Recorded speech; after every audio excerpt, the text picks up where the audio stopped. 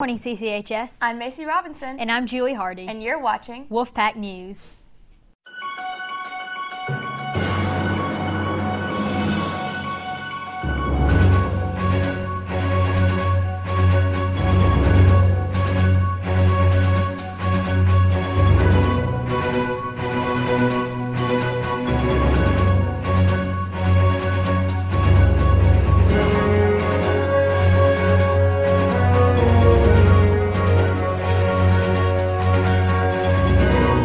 It's November 8th. Stay tuned to hear this week's Admin Corner with Mr. Mitchell. And our weekly howl with mock trial. All students who wish to enroll in dual credit classes for next semester, spring 2019, must come by the CCHS Upper Campus Library and pick up 2 forms.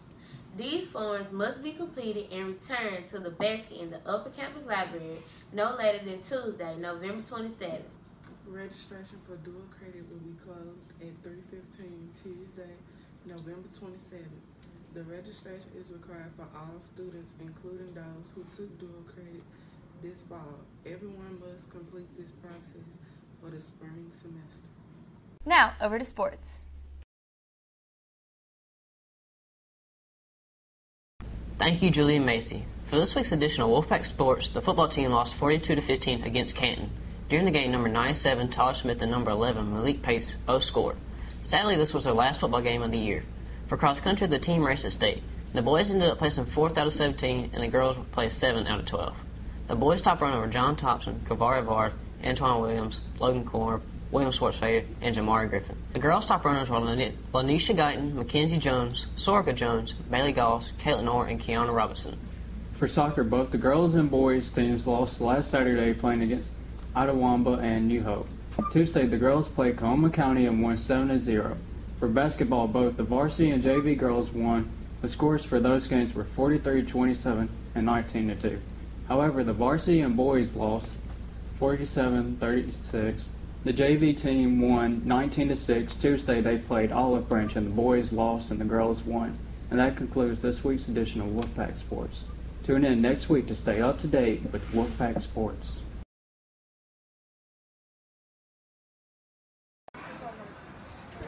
If you have any superpower, what would it be? I want to be invisible. I can sneak up on people and see what they're saying. If I had a superpower, it would be to control storms because if I see a storm that I don't like or if it's one coming towards me, then I can just tell it to go elsewhere or My superpower would be fire because I just like fire and I can just take everything on fire. All right, thank you.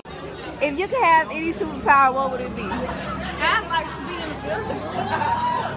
I would have invisibility. If you could have any superpower, what would it be? I'd be flying. No, his turn. If I could have any superpower, it'd be super speed. You know, I'm already on the soccer field. I ain't there. If I had a superpower, it'd be super handsome. The Beta Club will be sponsoring a canned food drive through Friday, November 16th. Please give what you can. Week's Admin Corner, we interviewed Mr. Mitchell.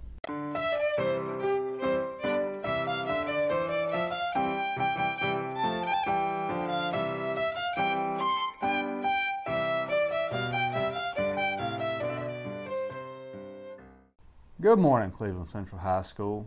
I hope everybody is doing well today. A couple things we want to talk about. One major thing is let's take pride in where we reside. Okay, there's been a little too much trash on campus lately. You just walk around and there's just too much candy wrappers and all. I guess everybody's got candy from the Halloween. But we need to take pride in where we go to school. Okay, take pride in our grounds. We work hard to maintain everything and to have our custodians and everybody just pitch in and help keep things clean around here. This past weekend we had a good turnout for campus cleanup, but it really could have been better. We expected a little bit more people out there helping. We trimmed a lot of trees, got the sidewalks looking nice and neat, but we could have used a lot more help. On a day-to-day basis, if you see trash on the ground, just pick it up. We've got several students that do it routinely. But really, the trash shouldn't be on the ground. Sometimes we find things on the ground that it's just people being rude, of not walking 2 steps to a trash can. So let's take pride in where we reside, Cleveland Central High School, and let's keep it clean around here.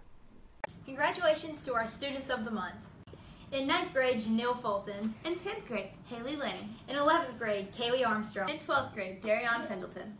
Teachers, November's learning profile is communicator. Communicators understand and express ideas and information confidently and creatively. They work effectively and willingly in collaboration with others. The attitude profile for November is empathy. Students that demonstrate empathy can imagine themselves in other situations in order to understand his or her reasoning and emotions. They are open-minded and reflective about the perspective of others. For this week's Weekly How, we spoke with Caden Craddock about mock trial.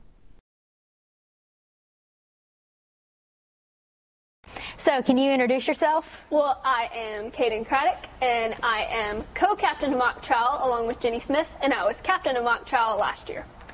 Tell us a little bit about mock trial. Well, mock trial is like being able to be a lawyer in a courtroom, except without all the schooling, which is awesome. So basically, each participant of mock trial gets to be an attorney and or a witness in the courtroom setting, and each team is given a criminal or civil case to present to actual attorneys who will play as our judges. And they will judge us on our presentation, how well we presentation, and how well we conducted ourselves with court decorum during our trial. How can you join mock trial? Joining mock trial is about as easy as going up to Mr. McLean and saying, "Yo, I'm in mock trial." We need a lot of people. Please help us. For students who want to retake the ASVAB, there will be a retest November the 15th. There's a sign-up sheet in the office. For this week's faculty interview, we spoke with Miss Cannon. Hi, would you please introduce yourself? Good morning. I am Adrienne Cannon. I teach English 2 here in the Cleveland School District. I've been in Cleveland School District around 12 years. Been in education a little over 21, 22 years. And I am a former basketball coach, tennis coach, still teach dance, background with karate, what else? And I love students. All right. What's your favorite thing about teaching? My favorite thing about teaching is the satisfaction that I get from being able to educate our students, watching them grow, watching them learn, watching students who you taught like 10 or 12 years ago come back and say, "Hi, Miss Cannon," and makes you feel like you're really getting older. But the bond that you create with students, I know a coworker of mine asked one time, like, what is the one thing that makes you get up and come to work in the morning? And it is the love that I actually have for my students. And one thing I really, really enjoy is sometimes we set high expectations for our students. And what gives me great joy is once we set those high expectations for our students, watching those students who people said could not do or they are not going to do this, watching them rise to the expectations. Not only rise, sometimes they go above and beyond your expectation. They meet the expectations, and it's just like, wow, whoa. And all right, very good. What is your least favorite thing about teaching? Well, my least favorite thing about teaching has to be teaching in a state subject area, state tested area. I believe it limits students' creativity sometimes. I believe students are under so much pressure, not only the students, but also teachers, that can be a great burden. But on the other hand, with that aside, I think another thing that I really dread about teaching is all of the paperwork that teachers have to do. Now, don't get me wrong, I enjoy reading everything that our students write, but sometimes the paperwork can be a little bit too much. All right. And besides teaching, outside of teaching, what are some things you like to do? Now you just open up a whole can of worms. Because outside of teaching, when 3:30 hits or whenever I get the weekend, I'm going to say the weekend because everybody knows during the week I am dedicated to my students, dedicated to work, and dedicated to the school because I will be here after school. But outside of teaching, if it's a weekend, if it's a holiday, you can bet I almost bet your money that I want to go somewhere. So outside of teaching, yes, I love to travel. I've been to like 46, 47 states, 3 continents, and still trying to go some other places. I like to go bowling. I like to swim. I like to do horseback riding. I like some of everything. I mean, I like to go zip lining. That's just totally awesome. What else? Of course, everybody knows I play basketball and tennis, so I do enjoy those things. And if you gave me an hour of just free time, I would love to just crawl up in the corner somewhere and just read me a book. All right. And if you could say one thing to the student body, what would it be? Live. Get your education. Live. Have fun. Go somewhere. Do something great with your life. And don't take your education for granted. Seize the day. Every opportunity that presents itself, grab hold of it, hold on to it. So I'm going to share this last thing. I know I talk a lot. Don't take education for granted. I remember visiting Africa, and students over there at that time, they didn't have the opportunity just to come to school. I remember a little girl running up to me because she wanted a pencil just to get that pencil that we had. And I thought about it. Wow, every day our students come to school. Some don't have pencil utensils. Some of them don't even care. But just to know that some students, some kids, some children somewhere want to go to school and can't. But here we are over here with the opportunity to go every day, and we don't take advantage of it. I think education is awesome. Educate yourself and live. All right. Thank you. Today there will be a parent meeting in the auditorium at 5:30 for those interested in the New York trip. Mr. Craddock, you're rather infamously known for having many ghost stories about the building of Cleveland Central. Would you like to share any of those with us? Sure. Well, this is an appropriate time of the year, and I hope I'm not an infamous person, but I do have quite a few ghost stories. When I was a student here more than 35 years ago, I heard from teachers at that time that the building was haunted, and you know, I didn't believe the stories then. I thought it was a way they were trying to creep students out, but in the 28 years I've been in this building, I've experienced some very strange things from being in a classroom. Now, my classroom was room 203. That's where Mr. DePhillips is now. And I had a lot of strange experiences in that classroom. From doors opening by themselves. I'm talking about I'm in classroom teaching Mississippi Studies, and in front of a classroom full of students, the doorknob would turn and the door would open, and there would be absolutely no one there. I'd stick my head out, and there's no one streaking down the hall. There's no one hiding behind the door. There's nobody popping into another classroom. But many times the doors would open and no one would be there. I remember hearing lockers bang, open and shut right outside of my classroom, between what is now Mr. DePhillips' classroom and Coach Fletcher's classroom. One of the freakiest things was being in classroom one day and hearing scratching at the door. Sounded like claws on the door. I would actually peep over the door through the window, and there's nobody there. I'd open the door and it'd stop. Shut the door back, and the creepy scratching would start again. Things like that. Now, why did these things? And you'll have to ignore that phone. Maybe it's the ghost calling to have his interview. Who could say?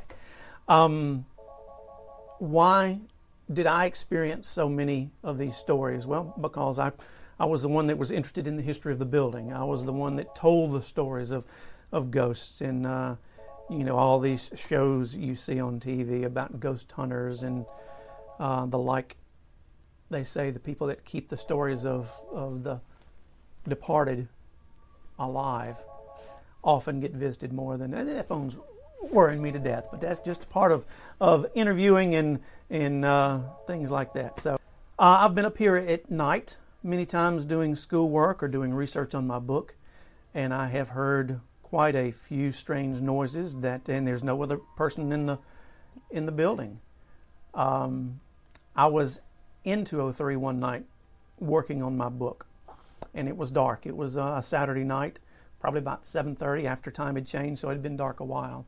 And the lights went out. And this was before there were motion sensor lights in the classroom. The ghost is calling. So there have been quite a few things. The lights went out with me in the classroom. I stopped what I was doing and the lights came back on. Again, this was before there were motion sensors in the classroom.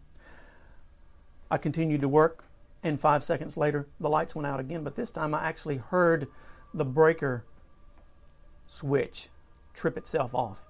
And I'm not talking about the little breakers that you flip with your thumb when the lights or the electricity shuts off and flip them back on. I'm talking about the boxes you see beside big air conditioning units or fuse boxes that have a red handle, and you see them and you can pull them and they go chunk and they cut themselves off. Well, guess what? Those things don't trip themselves off and they don't trip themselves back on, but this one did, and it was no more than 4 feet from where I was. You often hear students tell stories of being up here after practice and it's dark outside, and they'll see a ghostly visage in a school window, or they'll hear the sounds of a basketball being dribbled in the old gym, and there's absolutely they're there, but there's nothing in front of them, and they're hearing these things. So, do I believe that Cleveland Central High School is haunted? I've never seen a ghost, and I've heard the expression that there are only two places you go when you die. One you don't want to leave, and the other they won't let you leave. So that's some people's take on whether or not there can be ghosts. But yes, there have been many strange things that I've experienced at this school over the years, and I guarantee you with the haunted schoolhouse that we had here the other night, the ghosts are going to be up and kicking. They've been stirred up, and they are ready for Halloween and the days that follow. All right. Thank you, Mr. Craddock. You're welcome. Thanks for watching. Make sure to like, share, and subscribe. Last week we said if we got 40 likes, we'd pie Mr. McLean in the face. We didn't get that, but if we get 40 this week, we'll pie Mr. Grant.